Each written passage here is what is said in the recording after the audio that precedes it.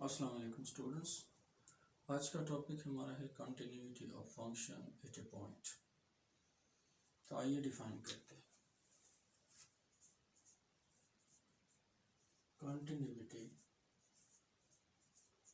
Of a function f of x at a point x equals a। Students, continuity of function at a point को हम three conditions की मदद से check करते हैं। आइए पहले कंडीशन लिख लेते हैं और फिर इन कंडीशंस को समझने की कोशिश करते हैं।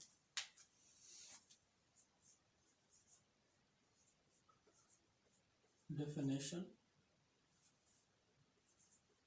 a function f of x is said to be continuous at a point x equals a if the following three conditions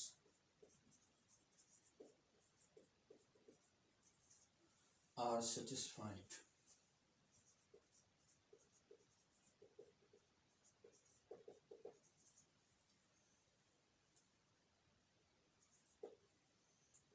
First condition is f of a is defined. F of a is defined means that the function exists at point A, or in other words, the value of the function at point A is a real number. Second is limit x approach A, f of x exists, यानी function का limit exist करता हो when x approach A. Third condition says that the limit value and the function value are equal. Limit x approach A, f of x is equal to f of A. Students, ये बात जहन में रख ले कि एक function discontinuous तीन वजूहात की वजह से होता है। Discontinuity of a function is because of three reasons.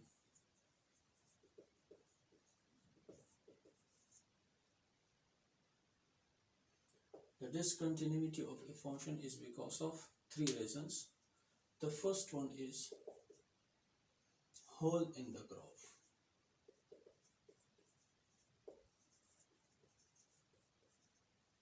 The second one is jump in the graph. And the third one is pole in the graph.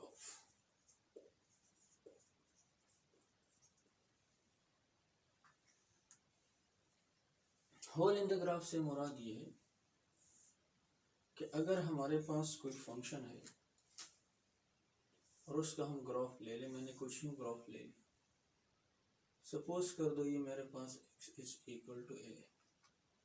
अगर हम x पे फंक्शन की वैल्यू देख ले तो यहाँ पे कोई ग्राफ नहीं है, मतलब ये है कि यहाँ पे फंक्शन की कोई वैल्यू नहीं है, और जब फंक्शन की वैल्यू a पे नहीं है तो हम कहते हैं कि f of a is not defined।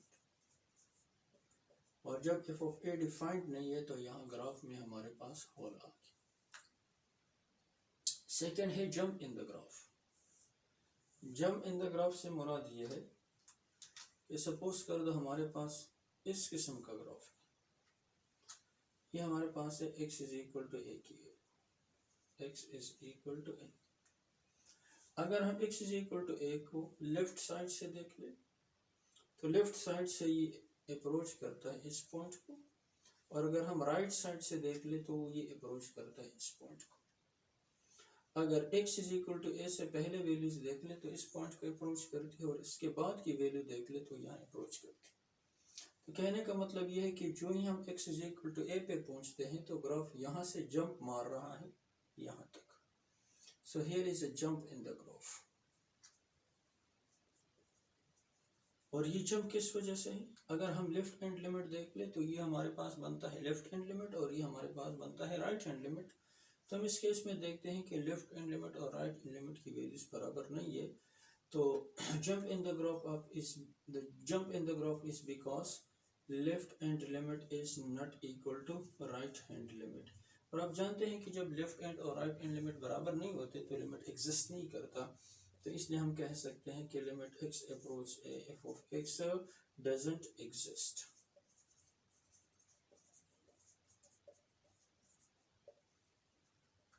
The third one is the pole in the graph। अगर हमारे पास ग्राफ कुछ यूं बनता हो,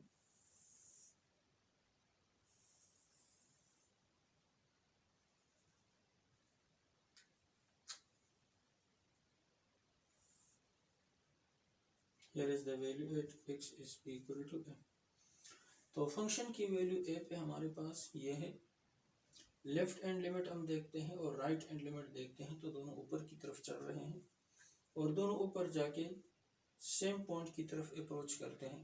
तो हम कहते हैं यहाँ से लिमिट तो एग्जिस्ट कर रहा है लेकिन जो फंक्शन की वैल्यू है और लिमिट की वैल्यू है वो दोनों बराबर नहीं है। तो इसलिए हम कहते हैं कि limit x approach a f of x जो है ये इक्वल नहीं है किसका, f of a का। और ये सिचुएशन जब हम बनती है तो हम कहते हैं here occurs pole in the graph। तो स्टूडेंट्स इन तीन वजूहात की वजह से ब्रेक इन द ग्राफ आता है और break in the graph is called the discontinuity in the graph. अब अगर हम इन तीन कंडीशंस को और से देख ले तो पहली कंडीशन कहती है कि f of a डिफाइंड होना चाहिए। अगर f of a डिफाइंड है तो इसका मतलब है होल नहीं होगा ग्राफ में। दूसरा कहता है कि लिमिट एग्जिस्ट करना चाहिए। अगर लिमिट एग्जिस्ट करता है तो जंप नहीं होगा ग्राफ में। तीसरा कहता है कि लिमिट वैल्यू और फंक्शन वैल्यू बराबर होनी चाहिए। अगर ये दोनों वैल्यूज बराबर हो तो पोल नहीं होगा ग्राफ। तो चूंकि हम जानते हैं कि किसी फंक्शन के ग्राफ में जो ब्रेक आता है that is because of this three situation, either by hole in the graph और by jump in the graph और by pole in the graph. तो अगर ये तीन कंडीशन सेटिस्फाई होंगे तो ग्राफ में ना होल होगा, ना जंप होगा और ना पोल होगा। जब ये तीन चीजें मौजूद नहीं है तो ग्राफ में कोई ब्रेक नहीं होगा। ब्रेक नहीं आएगा तो फंक्शन कंटिन्यूअस कहलाएगा। अब स्टूडेंट्स इसको हम लोगों ने क्वेश्चंस में प्रैक्टिकली देखना कैसा है, तो आइए हम एक एग्जांपल लेते हैं।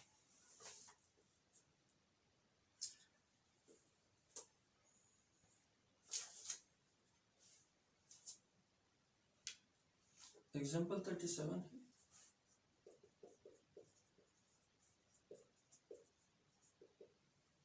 Discuss the continuity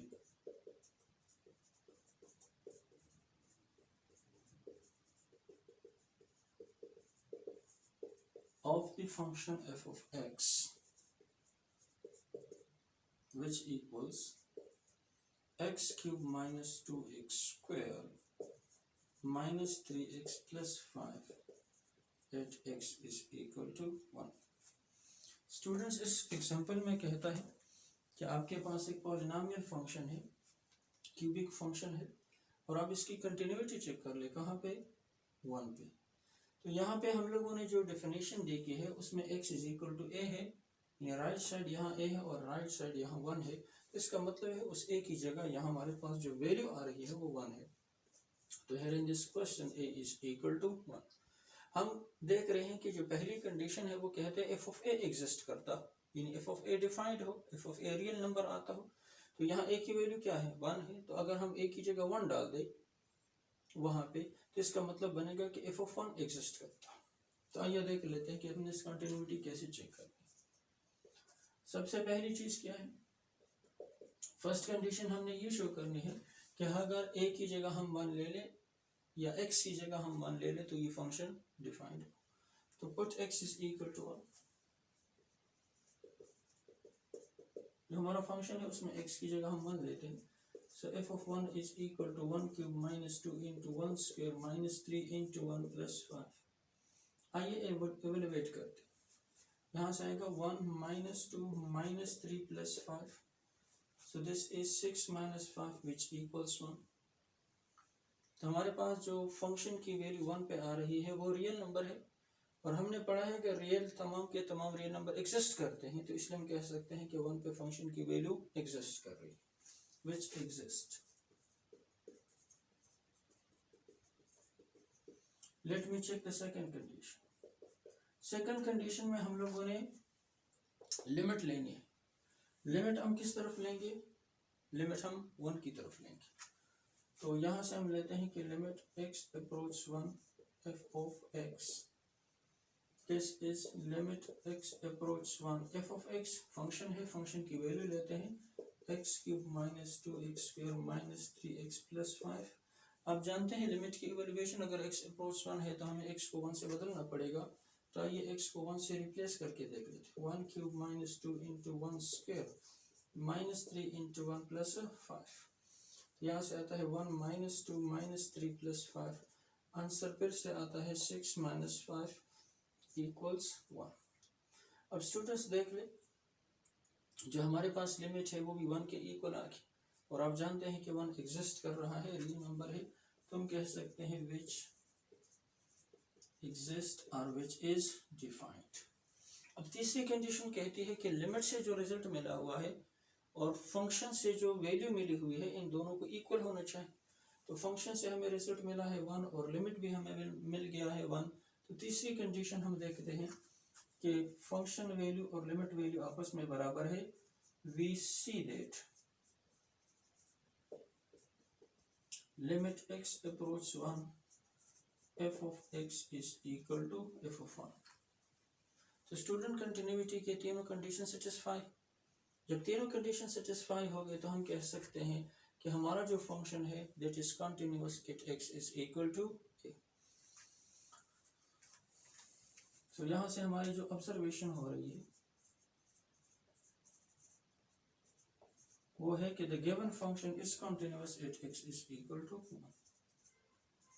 the given function f of x is continuous at x is equal to 1। Student एक बात जहन में रख ले, अगर कोई फंक्शन किसी इंटरवल के तमाम पॉइंट्स पे कंटिन्यूअस हो तब हम कहेंगे कि फंक्शन कंटिन्यूअस है इंटरवल पे। लेकिन ये जो डेफिनेशन हम देख रहे हैं, जो 3 कंडीशन वाली डेफिनेशन है, इसकी मदद से हम कंटिन्यूटी चेक करते हैं at a point, not at an interval.